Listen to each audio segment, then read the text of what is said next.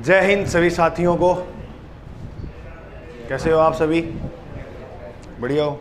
तुम रिप्लाई नहीं क्यों नहीं देते हो? आगे हैं या मांगना शुरू करूँगा फिर भी दोगे? देखो आज अपना जो टॉपिक है वो है क्लाइमेट के बारे में।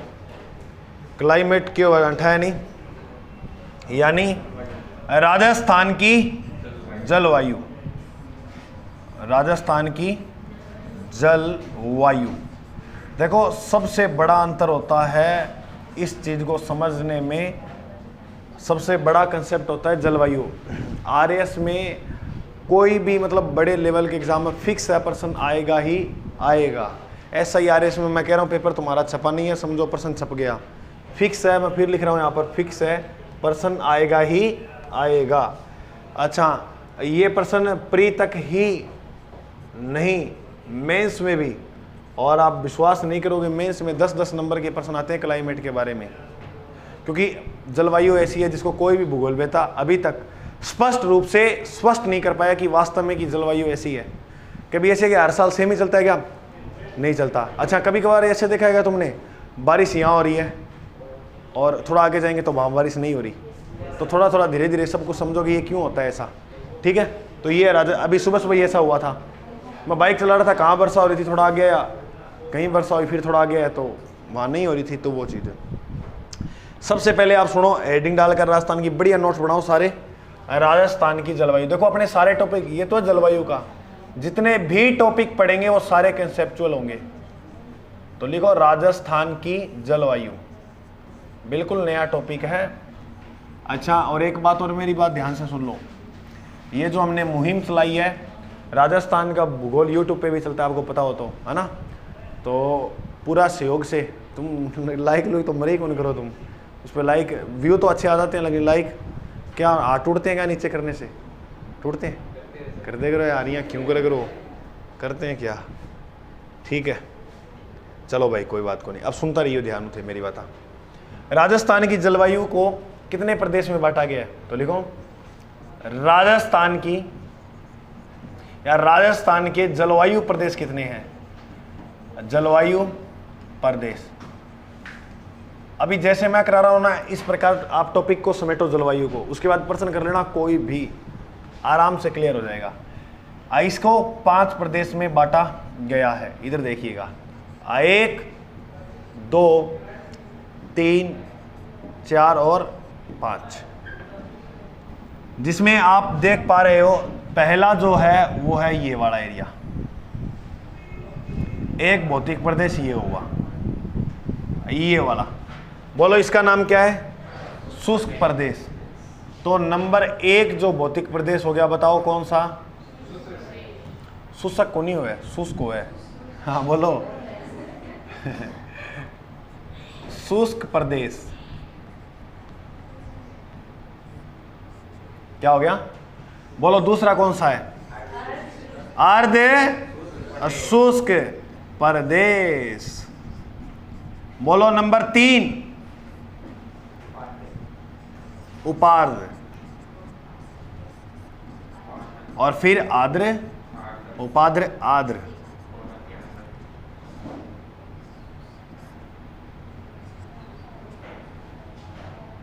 और फिर रह गया अति आर्द्र।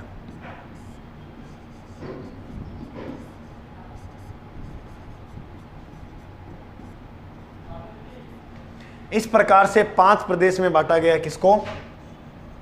राजस्थान की जलवायु को। अब देखो 5 याद कैसे करने, देखो ये पता किस प्रकार से है। राजस्थान में वर्षा ऐसे बढ़ती है, यहाँ बिल्कुल कम होती है, फिर इधर थोड़ी ज़्यादा हो जाती है, फिर इधर और भी ज़्यादा होती है, इधर और ज़्यादा, और यहाँ खूब ज़्यादा होती है। अति आर्द्र का मतलब होता है बहुत ज़्यादा ठंडा। देखो शुष्क का मतलब क्या होता है? ये दिशा बताओ कौन सी पहले? ये उत्तर, दक्षिण, पश्चिम, और तो ये बीच की दिशा कौन सी हो गई? उत्तर पश्चिम। तो वर्षा ऐसे बढ़ती है उत्तर पश्चिम से दक्षिण पूर्व। ये देखो इसमें सारा मामला, मैं फिर बार बार कह रहा हूँ कि कॉन्सेप्ट का है। कॉन्सेप्ट क्लियर नहीं होंगे ये प्रश्न सही नहीं होंगे आपके। सारे ध्यान से सुनना। यहाँ पर जलवायु वो है बिल्कुल सूखी हुई शुष्क, फिर थोड़ा आगे जाएंगे तो आधी सूखी अर्ध शुष्क, फिर और आगे जाऊँगा फिर उपाद्र, थोड़ी सी अर्ध शुष्क से भी ज़्यादा, और आगे जाएंगे तो थोड़ा और ठंडापन मिलेगा, और आगे जाएंगे तो बिल्कुल ठंडापन। अति आर्द्र जलवायु कहाँ पाई जाती है? एक तो ये बेल्ट याद कर लेना, प्रतापगढ़ वाला, है ना, और एक बेल्ट ये याद कर लेना डूंगरपुर वाला, और ये झालावाड़ और बारां हो गए ये जिले, यहाँ पाई जाती है अति आर्द्र। ये प्रश्न इंपॉर्टेंट है, याद रखना, ज़्यादा इंपॉर्टेंट है, ये बात लिख लेना पास में ही, एक जिला डूंगरपुर है और एक जिला प्रतापगढ़ है, ठीक है, ये लिख लेना। ओके गुरुजी, इतनी बात समझ में हमें आ गई। अब बात करते हैं यहाँ पर वर्षा कितनी होती है। देखो 20 का पड़ा आएगा, बोलो 20 का पड़ा, 20 एकम 20 दूनी और 20 तिये, और फिर उसके बाद 80 से 120, अति आर्द्र मतलब ज्यादा होती है ना यहाँ, तो यहाँ सर्वाधिक वर्षा होती है। कितने सेंटीमीटर? 80 से 120। अब देखो याद रखना क्या है, सुनना ध्यान से, 0 से 20 सेंटीमीटर तक जो वर्षा होती है वो किस प्रदेश में होती है? शुष्क में। कहाँ पर होती है? इस शुष्क में। 20 से 40 सेंटीमीटर वर्षा कहाँ होती है? कहने का मतलब 0 से 20 तो बहुत कम हो जाती है यहाँ तो वर्षा, थोड़ा आगे जाएंगे तो 20 से 40 यहाँ हो जाती है, फिर थोड़ा और आगे जाएंगे तो वर्षा और बढ़ जाएगी, 40 से 60 सेंटीमीटर तक की वर्षा हो जाती है, फिर थोड़ा और आगे जाएंगे तो 60 से 80 सेंटीमीटर तक की हो जाएगी, और लास्ट में जाएंगे तो बहुत ज़्यादा होती है, 80 से 120 सेंटीमीटर। इसीलिए एक प्रश्न आता है, राजस्थान में सर्वाधिक वर्षा किस जिले में होती है? तो राजस्थान में सर्वाधिक वर्षा, दो प्रश्न आएंगे, एक तो पूछेगा स्थान और एक पूछेगा जिला। स्थान पूछे तो करना मेरे भाई माउंट आबू, और माउंट आबू कहाँ है? और जिला पूछे तो आप करोगे झालावाड़। क्या करोगे? झालावाड़ राजस्थान का चेरापूंजी कहलाता है। राजस्थान का चेरापूंजी किसे कहते हैं? झालावाड़ को। राजस्थान का चेरापूंजी झालावाड़ को कहते हैं। ये बात गुरुजी हमें समझ में आई। अब अपने देखते हैं कि राजस्थान की जलवायु है कैसी। राजस्थान की जलवायु कैसी है, तो लिखो राजस्थान। हम राजस्थान जी के पढ़ रहे हैं तो भारत का थोड़ा इंक्लूड ज़्यादा नहीं करेंगे मैटर। राजस्थान की जलवायु, देखो राजस्थान की जो जलवायु है इसे आप शीतोष्ण भी कह सकते हो, शीतोष्ण भी कह सकते हो, या उप पोषणीय जलवायु भी कह सकते हो। अगर आपसे प्रश्न पूछे कि राजस्थान की जो जलवायु है वो कैसी है, शीतोष्ण या उप पोषणीय प्रकार की क्या पाई जाती है? जलवायु। ठीक है, समझ में आएगी इतनी बात। तो ये जो जलवायु है, अब सुनते रहिएगा ध्यान से बात। मैं आपसे यही प्रश्न पूछूं कि भारत की जलवायु कैसी है, यानी नोट लगा के मैं एक प्रश्न दे दूं आपको कि भारत की जलवायु कैसी है। अभी तक जितना करा दिया तो ना समझ में आया? अरे सारे तुम फिर लिखने में ध्यान दे रहे हो। मैं कहूँ एक चुटकी नहीं बजेगी, यहाँ जाओगे करना कर देखियो मेट्रो। जलवायु टॉपिक बहुत गंभीर है, मजाक में मत लेना। टफ भी नहीं है, बिल्कुल आसान भी टॉपिक यही है, ऐसे मान लो तुम। भारत की जलवायु की टाइप की है उष्ण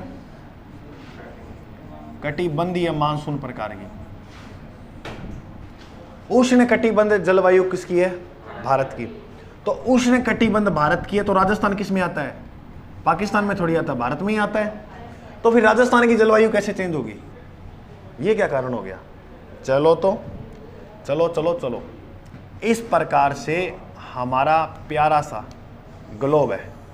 क्या है? ग्लोब। और इस प्रकार से हमारा प्यारा सा भारत है। क्या है बोलिए? भारत। ये चीजें ध्यान से समझना और सुनना, ठीक है। इस प्रकार से अक्षांश रेखाएं खींची गई है। ज्यादा याद मत करो, एक बार ये याद करो, आगे करेंगे ज्यादा याद। इस रेखा का नाम क्या है? और आप ये बात जानते हो सारे ही कि भारत किस रेखा में आता है? ऐसे आता है ना भारत। अच्छा, अब कर्क रेखा के ये जो नीचे वाली है इसे तो बोलते हैं उष्णकटिबंधीय जलवायु, क्योंकि देखो अक्षांश रेखाओं के बीच की दूरी को कहते हैं कटिबंध, करवाया था ना कटिबंध। तो ये कौन सा कटिबंध हो गया? उष्ण। कौन सा कटिबंध हो गया? उष्ण। और ऊपर की ओर जाएंगे तो वहां पर जो कटिबंध आएगा वो आएगा शीतोष्ण, या उपपोषण कह दो, क्या आएगा? शीतोष्ण। ठीक है, लेकिन ये बताया जाता है कि अपना जो भारत ना, ये वाला, यहां पर हिमालय फैला हुआ है, क्या है? तो ऊपर का मानसून हिमालय आने नहीं देता भारत में, ऊपर का मानसून नहीं आएगा तो शीतोष्ण तो आएगा ही नहीं भारत में। इसलिए भारत की जो जलवायु मानी जाती है वो कौन सी मानी जाती है? कंसेप्ट एक क्लियर हुआ? अच्छा, राजस्थान की उपपोषणीय क्यों मानी जाती है? सुनना, कर्क रेखा इस प्रकार से गुजरती है, कर्क रेखा के राजस्थान इस प्रकार से आता है, इतना हिस्सा आता है। कर्क रेखा राजस्थान के कितने जिलों से गुजरती है? 2 जिले, डूंगरपुर और गुजार दो।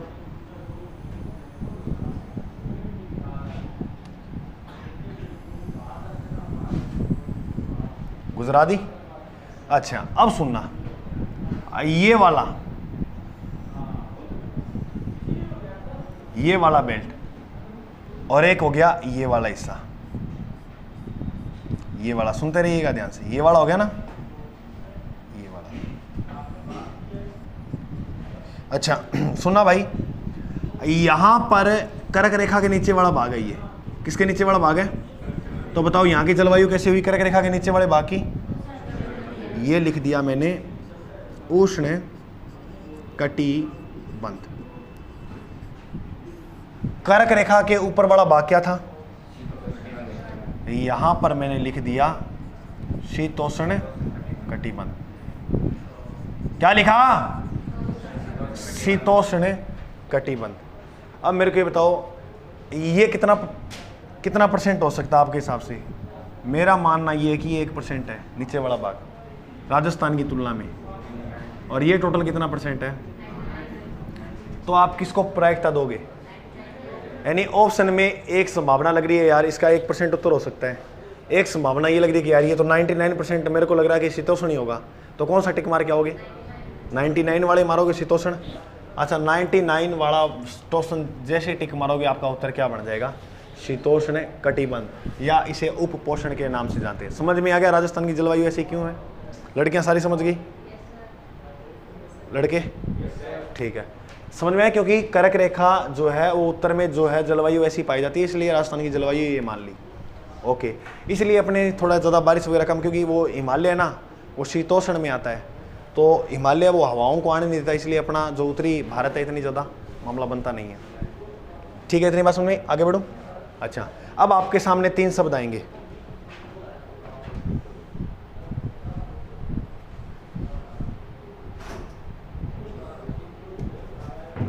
क्या आएंगे? 3 शब्द। अब वो 3 शब्द क्या होंगे? सुनना, देखो भाई सारे इधर ध्यान से। 3 शब्द आएंगे आपके सामने। एक तो नाम आएगा लिखा हुआ जलवायु क्या होता है, बिल्कुल गुरुजी कर देंगे, आएगा। क्या करोगे तुम? ये से करना, वातावरण की, इसकी थ्योरी लिख लेना, वातावरण की दीर्घकालीन अवस्था को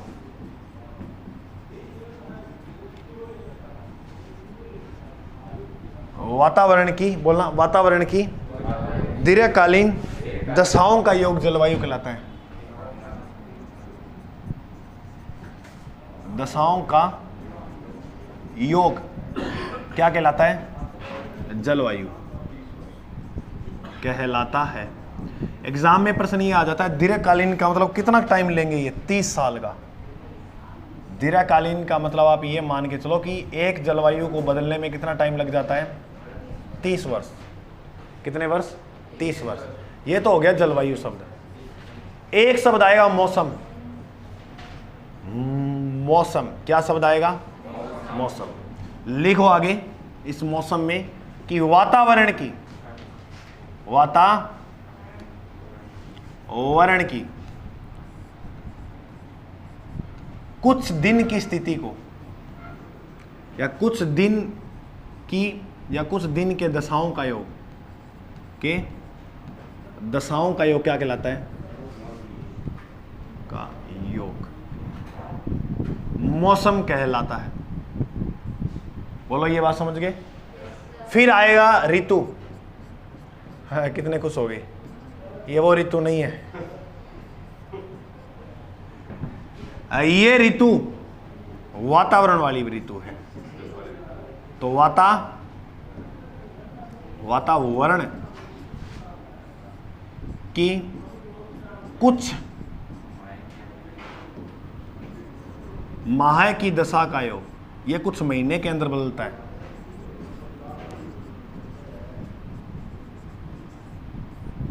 का योग क्या कहलाता है? मौसम। क्या बोल दिया मैंने? मौसम बोल दिया, ऋतु। अच्छा करते गुरुजी दिन में लें तो कितने दिन हो जाएंगे भाई? 4 से 5 दिन के अंदर मौसम बदलता ही रहता है, चेक कर लेना। आज कैसा है मौसम? अच्छा है, ठीक है।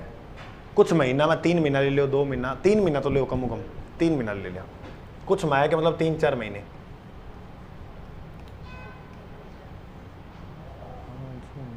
ठीक है। जलवायु, मौसम, ऋतु को समझ गए शब्द को। जलवायु 30 साल के अंदर बदलती है, मौसम 3-4 दिन में बदल जाए, कभी गर्मी हो जाए, कभी सर्दी हो जाए, वो कोई बड़ी मतलब ये को नहीं है, बहुत बड़ी, थोड़ा थोड़ा मौसम बदल सकता है। एक जैसा मौसम नहीं रहता मेरे कहने का मतलब। ज़्यादा से ज़्यादा मौसम 3-4 दिन तक एक जैसा रह सकता है, ज़्यादा नहीं रहेगा। ऋतु वातावरण की कुछ माह की दशाओं का योग क्या कहलाता है? ऋतु। तो 3 से 4 महीने के अंदर ऋतु बदल जाती है। जैसे ग्रीष्म ऋतु, वर्षा ऋतु, शरद ऋतु, शीत ऋतु पढ़ते हो ना। एक साल में 12 महीने होते हैं, तो 4-4 महीने के हिसाब से भी बांट सकते हो। क्लियर हुआ इतना? ओके। अगर तुम्हें इतनी बात समझ में आई तो मैं आगे बढ़ूं। और अब राजस्थान की जलवायु है, इसकी विशेषताएं क्या है? आरएस मेंस में प्रश्न बन जाएगा ये। उतना लिखने के बाद हम लिखेंगे राजस्थान की जलवायु की कोई विशेषता तो होगी खास। जैसे भारत की जलवायु की कोई विशेषता है दुनिया में खास, तो राजस्थान की भी जलवायु की विशेषता होगी खास। क्या क्या जलवायु की विशेषता है? मैं तुम्हें एक जानकारी के लिए बात बता दूं, अपने राजस्थान की जलवायु पूरे भारत में अनोखी है। पता लगा? ठाई को लाग कद की हो जाए, धूप फुल भयंकर हो रही होती है और बारिश हो रही होती है, तो वो तो राजस्थान है, कुछ भी हो उसके। चलो देखो कोई बात नहीं।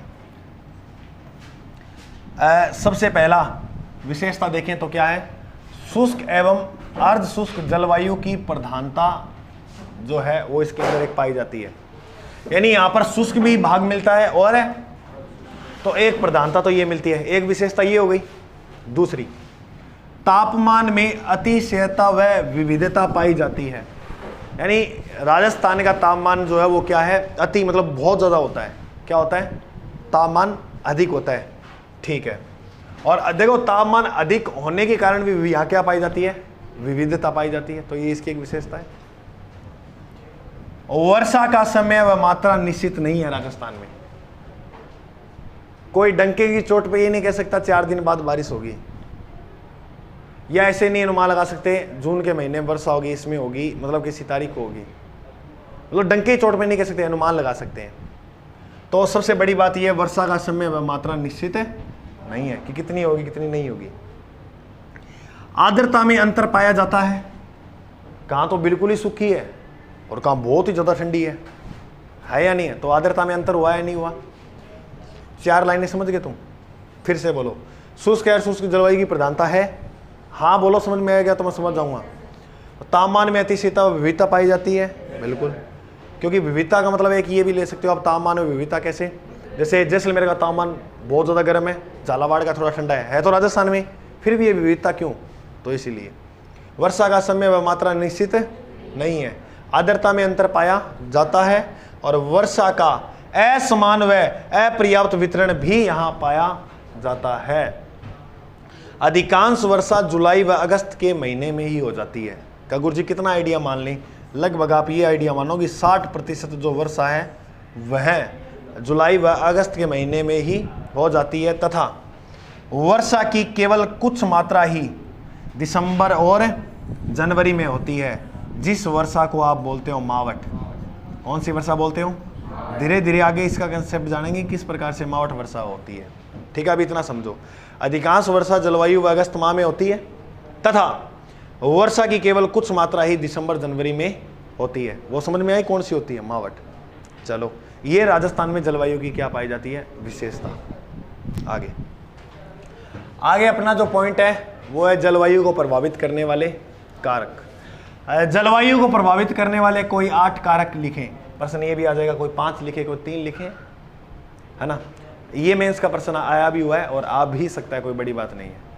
विशेषता तो लिख दोगे सारी, ठीक है। अब अच्छा, उसमें से अगर चाहें तो और भी लिख सकते हैं, ठीक है। वो हमारे ऊपर है कि वो धीरे धीरे तुम्हें टॉपिक पूरा कराऊंगा ना तो तुम्हें लिखने का ज्ञान ऑटोमेटिक खुला हाथ हो जाएगा। चाहे तुम चलाओ तो 10 पेज भी भर सकते हो, इतना खुला हाथ हो जाएगा। ध्यान से सुनते रहना। अच्छा, जलवायु को प्रभावित करने वाला सबसे पहला कारक है अक्षांशीय स्थिति। कौन सी स्थिति, समझेंगे क्या होती है। दूसरा है समुद्र तल से ऊंचाई। तीसरा है समुद्र तल से दूरी। फिर चौथा है वनस्पति कारक। पांचवा जल व स्थल का वितरण। छठा है वर्षा का कारक। और उसके बाद धरातलीय स्थिति। फिर है अपने राजस्थान में अरावली पर्वतमाला। अगर भारत की जलवायु होती तो यहाँ मैं हिमालय ले लेता, ये क्योंकि भारत में या तो बहुत पर्वत पाए जाते हैं तो फिर मैं या तो क्या लेता, पर्वत। क्योंकि राजस्थान में पड़ रहे हैं तो इसलिए मैंने क्या ले लिया, अरावली। राजस्थान में अरावली का विस्तार बहुत ज़्यादा है, लगभग कितना %, 80, जो अपने आप में बहुत ज़्यादा होता है। तो ये कारक हम लिख लेंगे क्रम से ऐसे। फिर उसके बाद इसको समझेंगे बाद में। अच्छा, इधर देख लो पहले। सबसे पहला कारक कौन था? तो आप हेडिंग डालो, अक्षांशीय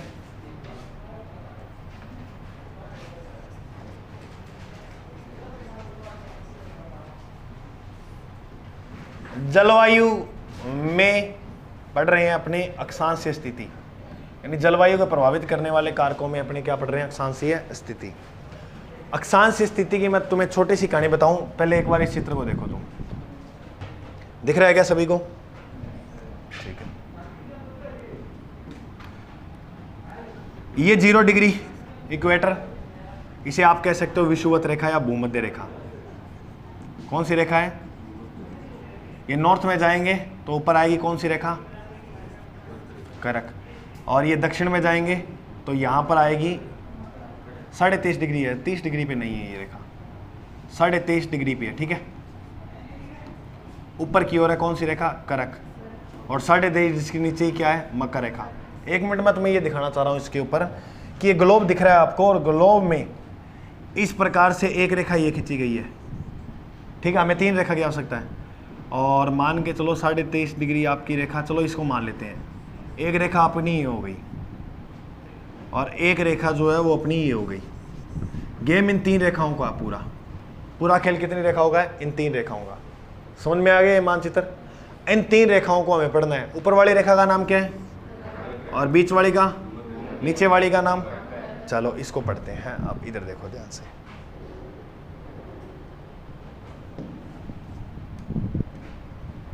ये लो,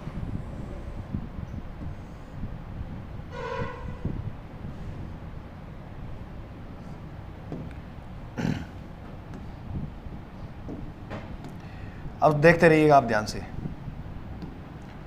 एक रेखा जो है वो इस प्रकार यहां खींची गई है, ठीक है।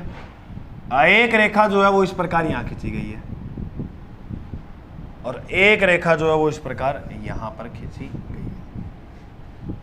गुरुजी इतनी बात हमारा समझ में आ गई तो फिर बहुत ही बढ़िया बात है।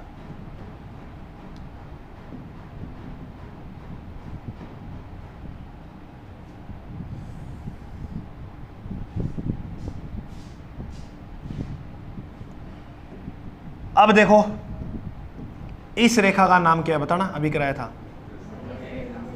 भू मध्य रेखा। क्लियर? इस रेखा का नाम क्या है, और नीचे वाली रेखा का नाम क्या है,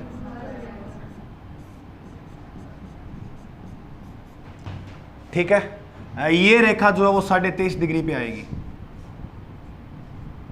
कितने डिग्री पे? ये जो रेखा है वो 0 डिग्री पे आएगी। कितने डिग्री पे? और नीचे वाली रेखा भी इतनी दूरी पे है, कितनी पे? 23.5 डिग्री पे। सारे ध्यान से इधर देखते रहना, पलक नहीं झपकनी देनी, बस टेप लगा के आँखें या पाड़ लो, पलक नहीं झपकनी चाहिए, पलक झपकते ही भूल जाओगे क्या करा दिया। बस ऐसे करके बैठ जाओ सारे, पलक मैं देख ली झपके, कूट कूट के मार दूँ आड़ लागे, बस पलक नहीं झपकनी चाहिए तुम्हारी, ठीक है। हाँ तो देखो तो फिर अब क्या हुआ, करक रेखा, मकर रेखा, भूमध्य रेखा, इनका नाम हमने पढ़ लिया। ये ग्लोब के खींचे गई अक्षांश रेखाएं हैं, जिसे लैटिट्यूड कहते हैं इंग्लिश में। चलो, सबसे पहले एक दिन आया और वो दिन था 21 मार्च का। कौन सा दिन था?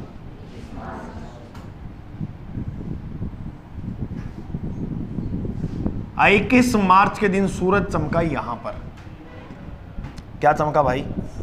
ये सूरज है।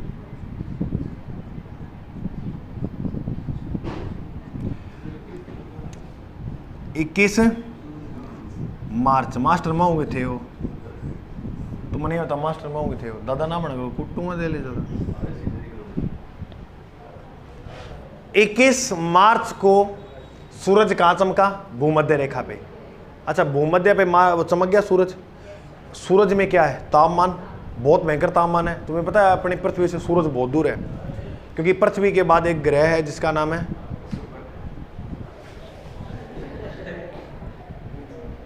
बुध ग्रह। कौन सा? फिर आएगा शुक्र और फिर आएगी पृथ्वी। 2 ग्रहों का अंतर है पृथ्वी और सूरज के बीच में। सोचो तो ही कितनी भयंकर गर्मी पड़ा आपने। सूरज को ऐसे देख सकते हो क्या? आजा नीचे। इस धरती पे एक ही व्यक्ति है जो सूरज को ऐसे देख के नीचे बुला सकता है, बस। ठीक है, अब यहां के बाद 21 मार्च को यहां चमका भूमध्य रेखा पे। उसके बाद सूरज उत्तरायण होना शुरू हो जाता है। क्या होना शुरू हो जाता है?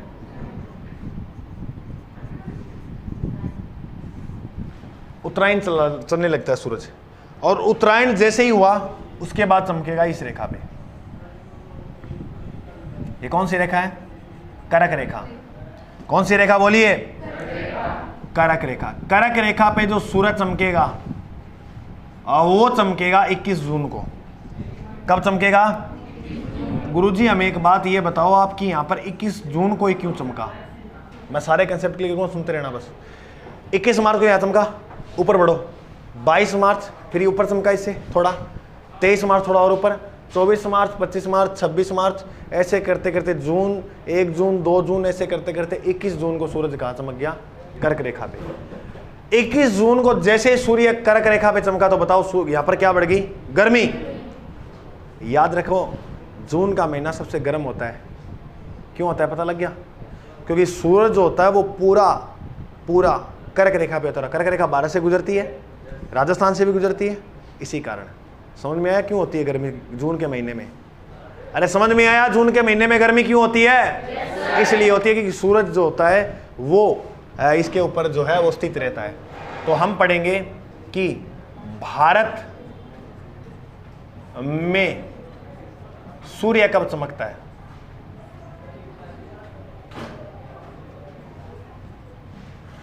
या ऐसे भारत के अलावा ऐसे लिख लो आप, कर्क रेखा पर। कर्क रेखा पर सूर्य कब चमकता है दिख ही रहा है आपको। ये क्या लिखोगे? भारत का प्रश्न हो जाएगा फिर, क्योंकि अभी मैं तुम्हें जलवायु पढ़ा रहा हूं, फिर वो कहानी टेढ़ी हो जाएगी दूसरी। यहां बस याद रखना कर्क रेखा पे कब चमका है सूर्य? 21 जून को। अच्छा, अब इसके बाद उत्तरायण नहीं जाता, सूरज जो है वो ऊपर की ओर नहीं जाता, यहीं से दक्षिणायन हो जाता है। फेरल ने एक नियम बताया था, कहता है कि पृथ्वी पे एक बल लगता है जिसे बोलते हैं कैरियोलिस बल। कौन सा बल लगता है? कैरियोलिस। उसके कारण पृथ्वी जिस प्रकार घूमती है ना, उस प्रकार ये बंद कर, वो भी बंद कर। जिस प्रकार पृथ्वी घूमती है तो उस प्रकार ये चीजों को घुमाती रहती है, मानसून को।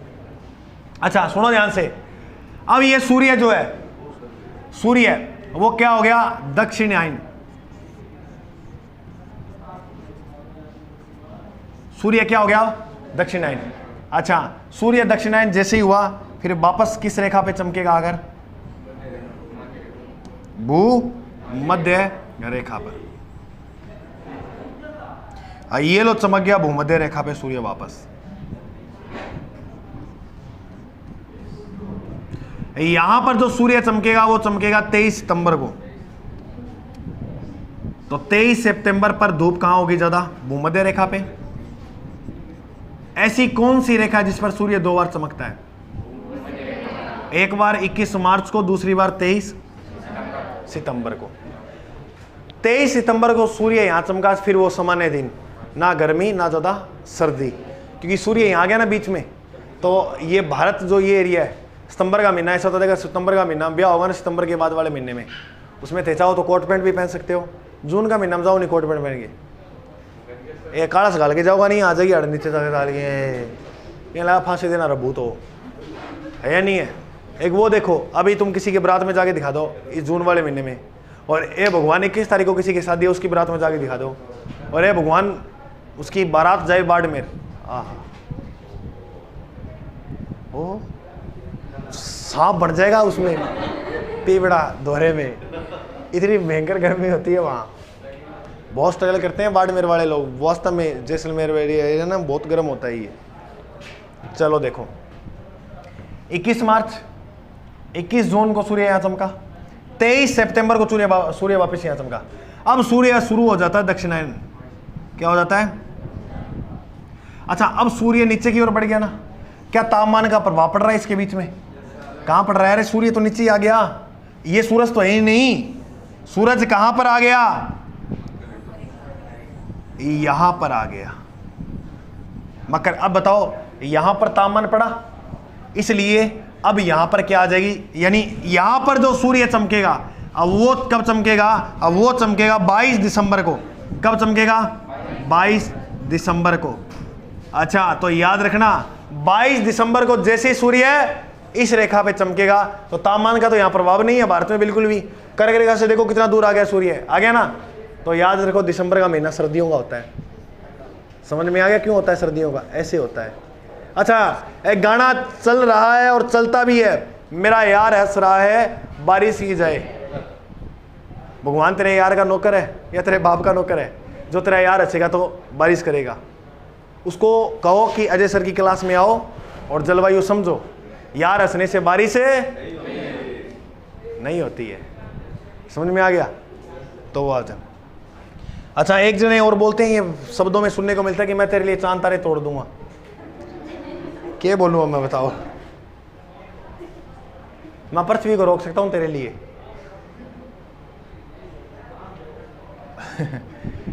तो देखो 22 दिसंबर को सूर्य कहां चमका? मकर रेखा पे, और सबसे बड़ा दिन होगा मकर रेखा पे। अगर मैं आपसे पूछूं सबसे बड़ी रात किस दिन होती है भारत में? रात किस दिन होगी? 22 दिसंबर। क्यों? क्योंकि यहाँ सूरज नहीं होगा। दिन निकलेगा कब? जब सूरज पड़ेगा, ऐसी बात है। तो भारत में सबसे बड़ा दिन कब होगा? दिन। भारत में सबसे बड़ी रात कब होगी? सबसे छोटी रात कब होगी? अरे दिन बड़ा होगा तो रात छोटी हो जाएगी, श्योर सी बात है। अच्छा, एक बात याद है तुम्हें, गर्मियों के दिन बहुत बड़े होते हैं, ओ मानसा बैठ बैठ के अगजा, मतलब दिन पूरा नहीं होता। और सर्दियों में 7 बजे फुल अंधेरा हो जाता है ना 7 बजे, और अब 7 बजे धूप पड़ती है, फिर कहेंगे मैनू धूप लग गया, मैनू छाए बन जाऊंगी। तो वो चीज है। अब देखो ध्यान से, 22 दिसंबर को यहां पड़ा, उसके बाद सूर्य वापस उत्तरायण। 22 दिसंबर, 23, 24, 25, फिर वापस 21 जून को 21 मार्च को कहां चमकेगा? इस प्रकार से ये राउंड चलते हैं। चले, तो ये क्या प्रभावित करती है सर? अक्षांश स्थिति। अक्षांश स्थिति प्रभावित कर तो रही है, कभी गर्मी बढ़ रही है, कभी गर्मी बराबर हो रही है, कभी गर्मी घट रही है। अरे कर रही है नहीं कर रही? कभी यहाँ बहुत भयंकर धूप पड़ती है, कभी बिल्कुल बराबर रहती है, कभी बिल्कुल ही ठंड हो जाती है। जब यहाँ सूरज आएगा तो वहाँ ठंड हो जाएगी। तो मौसम बदल रहा है नहीं बदल रहा? तो बताओ अक्षांश स्थिति जलवायु को प्रभावित करती है या नहीं करती? तो पहली बात तो ये है कि अक्षांश रेखाएं ये हैं और अक्षांश स्थिति जलवायु को प्रभावित करती है। ऐसी कौन सी रेखा जिसपे 2 बार सूर्य चमकता है? ये थ्योरी में खुद अपने हाथों से लिख लोगे ना तुम, ठीक है। चलो ये बता दो मेरे को, भारत पे सूरज कब चमकता है? 21 जून को। तो कर्क रेखा पर सूर्य,